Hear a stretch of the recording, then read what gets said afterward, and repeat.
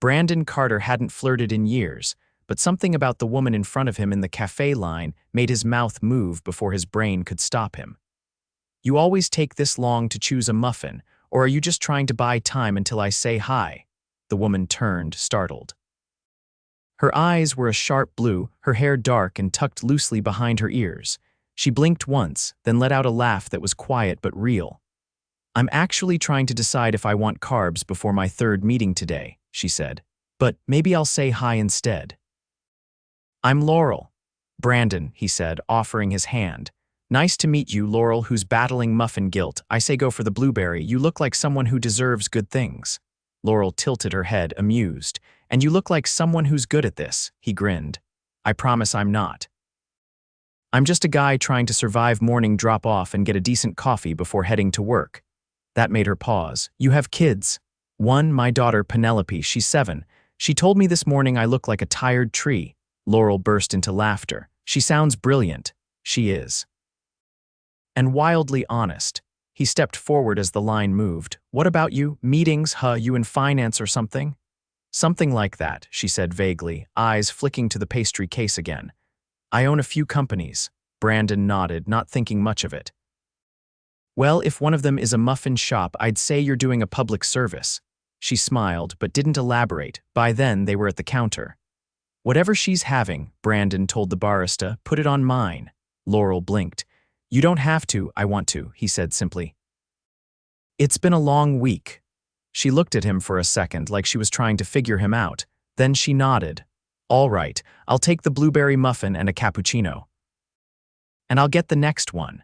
The barrister rang them up, and Brandon pulled out his worn leather wallet, flipping through a few singles before handing over his card. Laurel noticed the way he hesitated over the total. They moved to the side to wait for their drinks. "So what do you do?" she asked. "I teach art at a local high school. I do freelance illustration on the side. It's enough to keep the lights on." "And Penelope? She's the reason I drink too much coffee and keep snacks in the glove compartment." He smiled, but there was a softness in his voice when he talked about her. "Her mom left when she was 4. It's just been the two of us since." Laurel's gaze dropped for a second, then met his again. "That must be hard." "Some days. Other days I get glitter in my shoes and a hug that makes everything worth it." Their names were called and they picked up their drinks. "Well," Brandon said, holding his cup, "this was the most fun I've had at a cafe in a long time." "Same," Laurel said. She hesitated, then pulled something from her purse, a plain business card. "Here, in case you ever want to, buy someone a muffin again." Brandon took it, surprised. It just said her name, Laurel Nevin, and a number. No company, no title. He looked up, but she was already halfway to the door. She turned once, smiled at him, and disappeared into the city street. He stared after her, heart beating harder than it had in months. 3 days later, he called. "I figured I earned at least a muffin," Brandon said. Laurel laughed. "You absolutely did." They met again at the same cafe. Then again 2 days later, and again. It became something small and steady: coffee on Wednesdays, a walk in the park on Saturdays, sometimes with Penelope, sometimes just the two of them. Laurel never talked much about work and Brandon didn't push. He figured she was in consulting or marketing, something fast-paced and important. She always answered calls with a quick, "I have to take this," and never stayed on long. One afternoon, Penelope was with them, swinging her legs at the cafe table while devouring a cookie. "So," Laurel said, grinning, "you told me she was honest, but I wasn't prepared." "She told me your shoes look like space robots," Brandon said. "They kind of do," Penelope said with a shrug, "but I like them." Laurel leaned closer. "I like you too, Penelope." Penelope beamed. Brandon's chest ached watching them. It was too soon to say anything, but he felt it. The way Laurel looked at his daughter, the way she looked at him, and he couldn't stop himself. "Hey," he said softly as Penelope skipped to the counter for napkins. "I know we've only been whatever this is for a few weeks, but I really like you." Laurel looked up, surprised, then she smiled. It was the kind of smile that made everything else disappear. "I really like you too, Brandon." One Saturday, Laurel invited him to a gallery event. "You'll like it," she said. "It's small, intimate. They're featuring a local artist." It was not small or intimate. It was black tie, valet parked, champagne on silver trays, extravagant. Brandon stepped out of the car in his only suit, holding Laurel's hand tight. He said. This is not a small event, she glanced at him. I may have undersold it. He looked around at the high-profile guests, the glass walls, the live string quartet. Laurel, he said, suddenly nervous. Who are you? She took a breath. I was going to tell you, Like being normal with you, I'm not in consulting. I'm the CEO of Nevin Holdings. I own several companies. I'm a billionaire. He stared. You're joking. I'm not. He stepped back, stunned. Why didn't you tell me? Because I've dated men who only saw dollar signs. You didn't. You saw me. She reached for his hand. Please don't walk away. He looked at her, heart pounding. Do you have any idea how much I like you? Her eyes filled. Then stay. He did. Brandon stood still as the server offered him a glass of something that probably cost more than his monthly rent. The chandelier above him glittered like a constellation, and the air smelled faintly of gardenias and French perfume. Laurel had drifted into a conversation with a woman in a backless gold gown, and though she looked effortless, Brandon could see the tension in her shoulders. He adjusted the cuff of his thrifted suit jacket and resisted the urge to tug at his collar. His shoes pinched. His heart did too. Are you all right? Laurel had reappeared, her voice low, her eyes scanning his face closely. I'm not sure if I'm dressed for this level of art appreciation, he said, trying to keep his tone light. You're with me, she said plainly. That's enough. He didn't answer right away. Are you sure? Laurel tilted her head slightly. What are you really asking me? He exhaled. I guess I'm wondering if I fit into this world of yours, because right now I feel like a sketch on a wall full of oil paintings. She stepped closer. You're not a sketch. You're the only thing in this room that feels real. His throat tightened. Then why does this feel like a test I didn't study for? Laurel reached out and ran her fingers along the edge of his sleeve. You're not being tested. You're being seen. A man approached them, then a tall, broad-shouldered figure with slicked-back hair and a tuxedo that probably had its own tailor. He smiled at Laurel with too many teeth. Laurel, darling, you never call anymore. Brandon held his posture, trying not to bristle. Graham, Laurel said coolly, didn't know you were back in New York. I just flew in from Milan. Graham's gaze slid to Brandon. And who's this? This is Brandon, Laurel replied without hesitation. We came together. Graham's smile faltered for a second. Interesting. You've always had such specific tastes. Brandon met the man's gaze. Nice to meet you. Graham didn't offer a handshake. Well, if you ever need help navigating this world, I'm sure Laurel can lend you one of her stylists. Laurel's voice was sharp. That won't be necessary. Graham gave an insincere nod and drifted toward a group of investors. Brandon turned to her. Friend of yours. Ex-fiancé, she muttered. He's a reminder of who I used to pretend to be. They left the gallery an hour later, neither saying much as the car pulled away from the curb. The driver didn't speak. The city lights passed like ghosts outside the window. Laurel finally broke the silence. You can ask me anything, Brandon. I don't want you to feel like I'm keeping you in the dark. He hesitated. Why me? She blinked. What do you mean? You could be with anyone. Someone who understands this life. Someone who doesn't blink at five-figure wine. Laurel looked straight ahead. That's exactly why it's you. He studied her profile. There was something unreadable in her expression, something that looked like memory. I know what people think when they see me, she continued. I've built things, yes, but I've also lost things. Things that don't fit on a spreadsheet. Brandon didn't press, he just nodded once. I get that. She turned to him, her eyes suddenly vulnerable. I don't want this to scare you away. He reached for her hand. I'm not scared.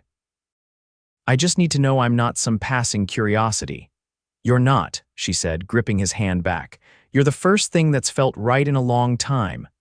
They didn't speak again until the car stopped outside Brandon's apartment building. It was late. The stoop light flickered.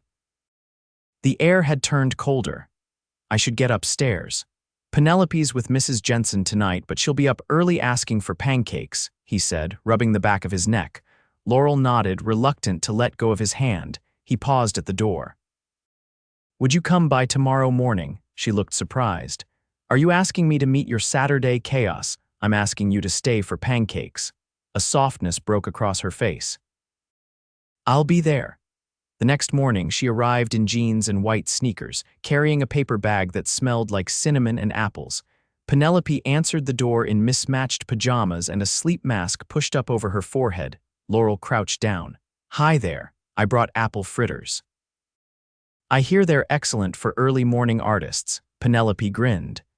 "Do they have icing?" "Of course." Brandon watched from the kitchen, flipping pancakes and trying not to smile too obviously. Laurel was already seated cross-legged on the rug, letting Penelope show her a drawing of a dragon with 3 heads and a tiny crown.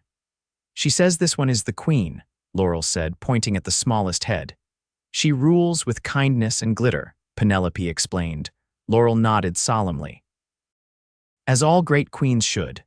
Later, after syrup and sticky fingers and a surprisingly competitive card game, Brandon walked Laurel to the door. "She likes you," he said quietly. Laurel leaned against the frame. "I like her too." He looked at her then, closer than he had before. "And me," she didn't look away. "More than I should." He leaned in before he could overthink it. The kiss was slow and certain, like a line drawn in permanent ink. When they pulled apart, she whispered, "Don't disappear on me." He brushed a strand of hair behind her ear. "Not a chance." She left with one last look over her shoulder, her smile lingering like heat in the hallway. Back upstairs, Penelope was using glitter glue on the dragon's crown. "Is she your girlfriend now?" she asked without looking up. Brandon paused, then smiled. "Maybe," Penelope nodded. "Good, she's fancy, but not in a mean way," he laughed. "Yeah, she's exactly that." But even as he cleaned up the plates and wiped syrup from the table, something restless sat in his chest. Because, if Laurel's world was built on power, wealth, and sharp edges, he couldn't help but wonder how long someone like him could really survive in it. The elevator opened into a space that didn't look like it belonged in New York City. There were floor-to-ceiling windows, pale oak floors, and a view that stretched beyond the skyline. A long wall was covered in abstract paintings, some bold, some quiet, and a low, cream-colored sofa faced a fireplace that flickered behind glass. "This is your place?" Brandon asked, stepping in slowly, holding his jacket under one arm. Laurel nodded and set her keys on a tray near the door. "I thought we could have dinner here. It's quieter, and I wanted you to see where I live." He turned around once, taking it all in. "It looks like the kind of apartment where people whisper. Then we'll talk loudly just to annoy the walls," she said, already moving toward the kitchen. "Come on, I made something. You cook?" he asked, walking after her. "I'm capable of following instructions and not setting fire to things," she said, pulling open the oven. "Which in this city is a skill." She set down a dish of roasted vegetables, her sleeves rolled up, her hair pinned back in a way he hadn't seen before. She looked more like someone's best friend than an executive. "This smells incredible," Brandon said, pulling out a chair. "I had help," she admitted. "There's a woman who comes by sometimes. She preps things. I just put them in the oven and pretend I'm domestic," he grinned. "That still counts." They ate at a small round table near the window. The city glittered below them and the hum of traffic was distant, almost soothing. "I was going to ask," Brandon said, setting his fork down. "That gallery night, you didn't seem surprised to run into your ex. Was that a coincidence?" Laurel hesitated before answering. "He's been circling for months. I think he's trying to get a piece of a deal I'm working on. He's not subtle." Brandon leaned back. "And do you usually invite dates to events where your ex might try to corner you?" "No," she said, her voice softer now. "I invited you because I knew I'd feel grounded if you were there." He looked at her for a long moment. "You really don't care what people think, do you?" "I care what the right people think," she said. "Which is surprisingly rare in my world." He nodded slowly but said nothing. She studied him carefully. "You're holding something back," she said. "You knew I was going to say something." I know the look of a man who's trying not to ruin a good moment. He rubbed his thumb along the edge of his water glass. "I got a call last night from a charter school in Vermont. They want to bring me in as an artist in residence for a semester. Housing included. It's not a fortune, but it would help me save for Penelope's future." Laurel's expression didn't change, but something behind her eyes shifted. "That's amazing," she said. "It is," he replied, "but it's also 5 hours away." She set her silverware down. "When would it start?" 6 weeks. Laurel nodded, quiet for a moment. "Do you want to take it?" I want to give Penn a version of life where I don't have to check my bank balance before buying winter boots, he said, but I don't know if I can walk away from. He trailed off. Laurel leaned forward, her voice low. From what? He met her gaze. From whatever this is becoming. For the first time since he'd met her, Laurel looked uncertain. I didn't expect this, she admitted. I thought I'd have a few coffees with a charming dad and move on, but you and Penelope. I think about her stories, the way she insists the moon follows her home. I think about you pacing in my kitchen pretending to know how to use a French press. Brandon smiled faintly. I wasn't pretending. I know, she said, laughing gently. That's the problem, you're real. And I don't know how to make that fit with the life I've built. He reached across the table, letting his hand rest on hers. We don't have to figure it out tonight. But we have to figure it out, she said, not blinking. I don't do temporary well, Brandon, he nodded. Neither do I. She stood then, slowly, and walked toward the windows. He followed a few steps behind. I know what people assume when they see someone like me, she said. They think I've always had it together. But the truth is, I built all this after watching my father lose everything. He died owing people money I couldn't pay off. I buried him with a borrowed suit and a bank account in the red. Brandon's breath caught. I was 22, she continued, and furious. I promised myself I'd never need anyone, not money, not love. He moved closer. That sounds lonely. It was, she said, until you offered to buy me a muffin. He chuckled just once, low and warm. That was a good muffin. It really was. They stood there in silence, the city below them moving like a living thing. After a while, Laurel turned to him. You should take the job, she said quietly. If it helps you and Penelope, you should go. His gut twisted. I don't want to choose between building a life for her and building something with you. Laurel stepped forward, placing a hand on his chest. Then let's not make this a goodbye. Let's make it a pause, and when you get back, if you still want this. I will, then I'll be here. He kissed her again, this time slower, deeper, like the promise it was. He didn't say anything as he left her apartment that night. He didn't need to.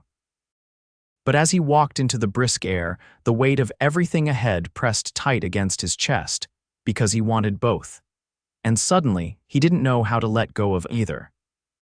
Snow had started falling by the time Brandon stepped off the train in Vermont, the kind of quiet snowfall that blanketed the town in a hush that didn't exist in New York. The charter school's art program was tucked into the mountains, with a crisp, pine-scented stillness that made him feel like time moved differently here. Penelope adjusted quickly. She had friends by the second week, a favorite tree by the third, and had already declared she'd be writing a book of stories about talking clouds and heroic raccoons. But he couldn't settle, not because Vermont wasn't beautiful. It was. And not because the job wasn't fulfilling. It was more than he'd hoped for. But every night, after Penelope fell asleep in their tiny rented cottage and the fire in the stove crackled low, he thought about Laurel. About the way she looked at him like he wasn't a man who had to count dollars. About the way she never asked him to be anything but himself in a world that usually demanded more. It was the fourth week when he found the envelope stuck under his door. There was no return address, just his name written in ink he somehow knew wasn't printed but handwritten. Inside was a single plane ticket, first class, New York, dated Saturday, no note. He stood there staring at it for a long time, the wind howling low against the windows. Penelope peeked around the corner, rubbing her eyes. Is it from her? She asked. He didn't ask how she knew. Yeah, Penelope walked to the fridge, grabbed a marker, and scribbled a message on the back of the envelope. For something important. He looked down at her, surprised. You think I should go, she shrugged. She didn't send a muffin, she sent a plane, he laughed, hugging her tight. You're a lot wiser than I was at your age. I know, she said, already wandering back toward her blanket fort. By Saturday, he'd arranged for one of the teachers to stay in the cottage with Penelope, a kind woman named Miss Alina, who baked banana bread and had a bookshelf organized by color. He left a note for Pen and kissed her forehead before dawn. The flight was a blur. The car that met him at the airport was unfamiliar but expected. He was taken straight into the city, not toward Laurel's apartment, but to a building he'd never seen before. It was tall, modern, with a penthouse view that wrapped around the skyline. The elevator doors opened to a room filled with light and people. Not a party, something quieter, intentional. A long table sat under hanging bulbs, covered in sketchbooks, his sketchbooks. Pages from his early years, from the classes he taught, even a few of Penelope's drawings, all framed, all displayed like art. Laurel stood at the far end, her hair pulled back, wearing a dark blue blouse and jeans. Simple. Beautiful. He stepped forward, stunned. "What is this?" She walked toward him. "A gallery. Yours." He glanced around again. "How do you even have all these?" I asked Penelope. "She mailed them to me." He blinked. "She did what?" She said. "If I was going to miss you, I had to at least look at your best work." Laurel reached into her pocket and handed him a card. "This space opens next month. I bought it to feature underrepresented artists. I want you to run it." He didn't move. "In New York?" "Yes." "That's impossible." "No," she said. "It isn't. You'd have a full staff, freedom to create, and a place for Penelope to come after school. There's a private academy 2 blocks away, scholarships for faculty families. I looked into it." He stared at her, overwhelmed. "Why would you do this?" "Because I'm not good at waiting," she said, her voice unsteady now. "And because I believe in what you do, and because I'm in love with you." Brandon's throat closed. "Say that again." She stepped closer. "I'm in love with you. I've tried not to be. I've tried to convince myself that you'd be better off without me, but I was wrong." He reached out, his hand cupping her cheek. "I've been in love with you since the morning you stole the last blueberry muffin." She laughed, tears in her eyes. "I didn't steal it." "You absolutely did." He kissed her, and this time it was deeper than any kiss they'd shared before. Not tentative, not cautious, certain. When they finally pulled apart, her forehead rested against his. "We'll have to move back," he whispered. "It'll take a week." "I'll take 2, she said. "I want to help pack," he smiled. "Penelope's going to demand a muffin pantry. She'll have one." Months passed quickly after that. Brandon curated his first show in the spring. The gallery opening was quiet but packed. Laurel stood beside him, not in the spotlight, but at his side. Penelope wore a dress covered in paint splatters and gave a speech about how her dad was the most draw-why man on earth. The crowd loved it.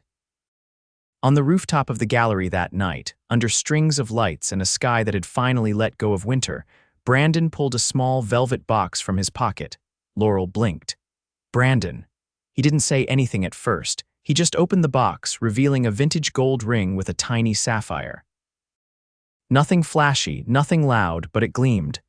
"I can't give you a penthouse or a jet," he said, "but I can give you this. A life with me, with Penelope, the 3 of us together." She looked down at him, tears catching in the corners of her eyes. "You already gave me the only thing I ever wanted." He stood, slipping the ring on her finger. "What's that?" "Someone who never asked me to be less." They kissed again, and the rooftop faded into music and city light and the scent of champagne and lilacs. They didn't need more than that. Because fairy tales don't begin with castles. Sometimes they begin with coffee and a muffin, and a man who never imagined he'd fall in love with a woman who owned the building. Brandon waited patiently outside the glass-walled boardroom, the hum of conversation inside barely audible through the thick double doors. His hands were tucked in the pockets of his tailored navy jacket, not new, but finally his own. He glanced down the hallway lined with black and white architectural sketches, each one bearing Laurel's name in the corner, her influence woven into every steel beam and skyline silhouette. The door opened, and a man with a salt and pepper beard stepped out. He nodded at Brandon, then turned to shake hands with Laurel, who followed him into the hallway with the graceful efficiency of someone who just closed a $1 billion deal, and still remembered to say thank you to the assistant holding the elevator. Brandon raised an eyebrow as she approached. "Did I just witness the end of capitalism?" he asked. Laurel laughed softly and leaned in to kiss him lightly on the cheek. "I just green-lit a development in Nairobi. Renewable housing units. It's been in the works for over a year." He tilted his head. "And you didn't mention it before because—" "I didn't want work to swallow everything," she said, linking her arm through his. "But I also want you to know what I do doesn't have to be separate from what we're building. Not anymore." He nodded, stepping in closer as they walked. "You're making room." "I'm making us the center," she replied. They exited onto a private terrace where Penelope stood at a small easel, her fingers covered in streaks of cerulean and gold. She looked up and waved. "I added a dragon this time," she said proudly. but it's disguised as a cloud. Brandon crouched beside her, very stealthy. No one would ever suspect it breathes fire. Laurel knelt on Penelope's other side, brushing a loose strand of hair from the girl's forehead. "Is this one going in the gallery?" Penelope asked. Laurel nodded. "If you'll let us exhibit it," Penelope considered. "Only if I get to keep the big cookie from the cafe downstairs." Brandon laughed. "Negotiator, just like your dad." "More like her future stepmother," Laurel said, her voice low, a teasing lift at the end. Penelope's head snapped up. "Wait, what?" Brandon stood and reached into his jacket pocket, pulling out a small, carefully folded sheet of paper. He opened it and handed it to Penelope. It was a drawing hand sketched, simple but unmistakably them. 3 figures on a park bench, one tall with messy hair, one elegant with a coffee cup, and one tiny with a crown. "Can we all be a family?" he asked gently. Penelope blinked a few times, then nodded solemnly. "Only if we get a dog." Laurel burst into laughter. Deal? The following weekend, they hosted a gathering at the gallery. Not a gala, not a press event, just a celebration. Friends from Brandon's school days, Laurel's closest confidantes, and artists now featured in the rotating collection that Brandon curated with obsessive care. A jazz trio played softly in the corner. Penelope ran around with a sketchpad in one hand, and a leash in the other, their new golden retriever puppy trotting behind her in a bow tie. Brandon stood near the entrance, watching Laurel as she spoke with a young painter from Queens. She listened like she had all the time in the world, her hand resting lightly on the artist's shoulder as he showed her a photo of his newest mural. Her eyes were warm, engaged, deeply present. He walked up beside her, sliding an arm around her waist. "Do you ever stop being remarkable?" he asked. She glanced over at him, her expression softening.